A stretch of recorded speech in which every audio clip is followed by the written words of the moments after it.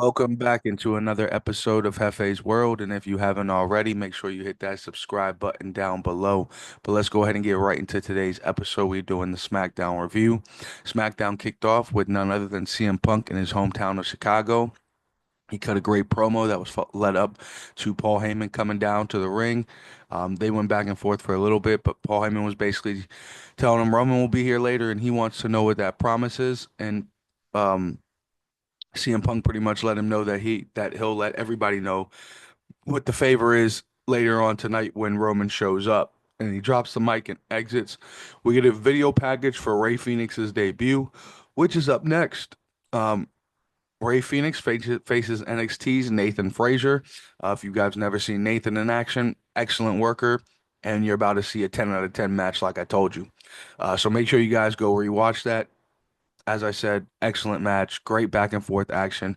But of course, Ray Phoenix is debuting, so of course Ray Phoenix has to win. So what happened? Ray Phoenix won. But in other words, great action. After the match, Byron Saxton interviews Ray Phoenix, cuts a great little promo, and then backstage we see Legado del Fantasma talking about Ray Phoenix's debut. That leads to Berto pretty much saying that he can beat Ray, and we're gonna get a match next week.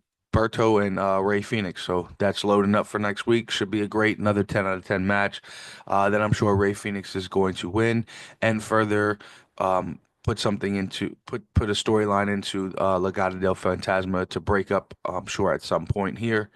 A video package from Drew McIntyre with an eye patch on his eye after last week's attack on the car. It is shown, and then a backstage promo with Braun Strowman about the Last Man Standing match with Jacob Fatu later tonight. Tama and Solo walk up at some point. Solo gets into it with him at first, and then LA Knight eventually walks in, which leads to Tama also getting involved and actually speaking a little bit, not too much. Obviously we get the yeah. But in any regards, um, this leads to a match between LA Knight versus Tama Tonga. LA Knight would make his way down to the ring real quick from that promo, and we are set off for that match.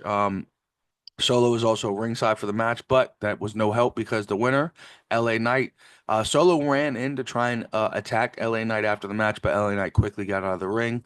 Backstage, we are shown Paul Heyman um, asked about what the favor is. Paul says, well, for the record, no matter what the favor is, the answer is yes. So you can tell me. Paul thinks that behind him, a car is approaching the arena, and Paul thinks that this is Roman Reigns, and I'm sure pretty much everybody thinks this is Roman Reigns. But what a great way to insert Seth Rollins in.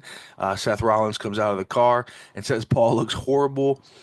Says he had a great week and says that he will be waiting for Roman Reigns to hear what the favor is later tonight as well. Now back to the ring, we have Charlotte Flair and a Tiffany Stratton face-off. They pretty much go back and forth with their promos. Wade Barrett was supposed to be the mediator, but it did seem as though Tiffany Stratton was starting to really not hold up her end at one point. I'm glad kind of with the way they ended it, a nice little mic drop by Tiffany Stratton. Charlotte tried to get a word in after that, but crowd wasn't hearing it.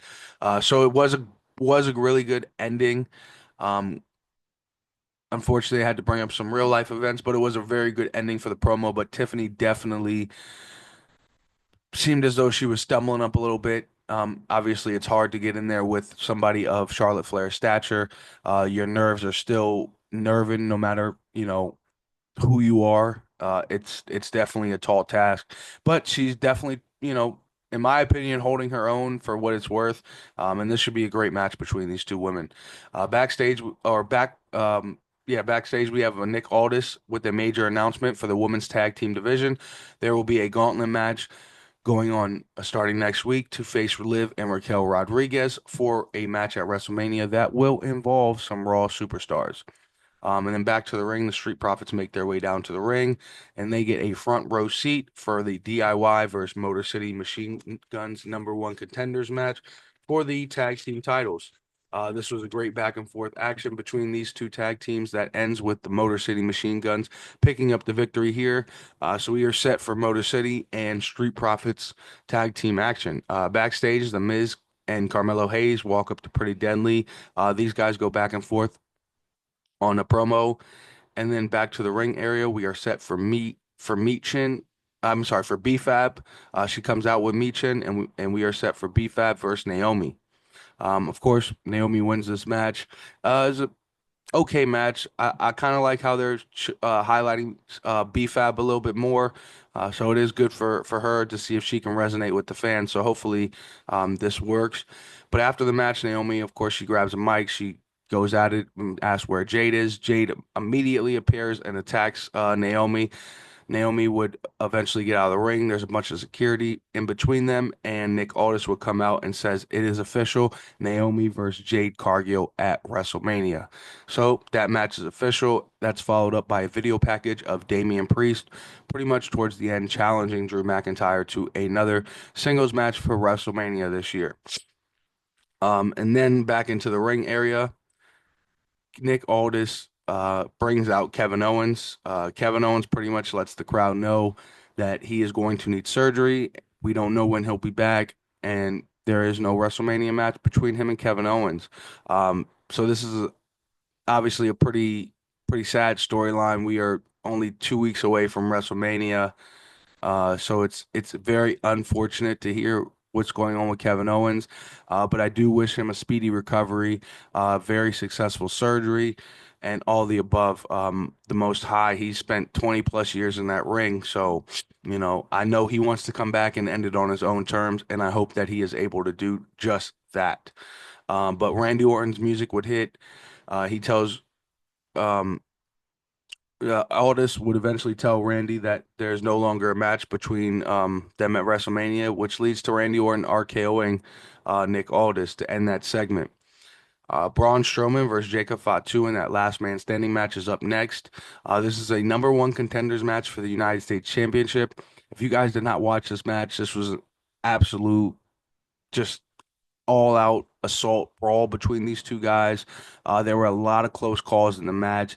There were a lot of times where you kind of felt like it was going to be a double disqualification. And to be honest, when this match was ending, I definitely thought they was about to hit that double disqualification. But Jacob Fatu got his feet right up at as she was pretty much just about saying 10. So winner, Jacob Fatu.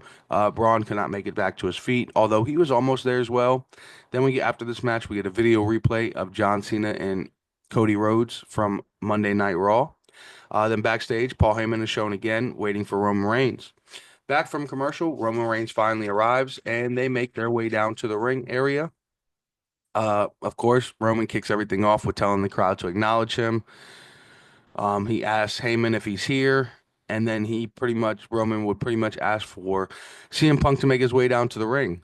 But of course, because we cannot forget about the third man, Seth Rollins would make his way down to the ring first. They would go back and forth for a little bit, eventually leading to Punk coming out to the ring.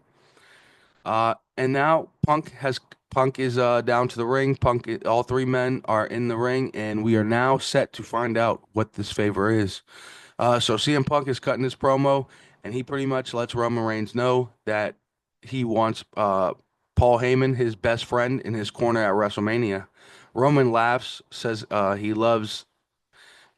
Paul Heyman loves him and that he needs him, and he pretty much saved him from obscurity, and he would never leave him. So he tells Paul to let Punk down easy. Paul just stands there. Roman asks why he's crying. He says, I made you relevant. He tells him to tell him no one more time. And then he says, I'll give you one more chance after a brief break. And Heyman says, no, my tribal chief.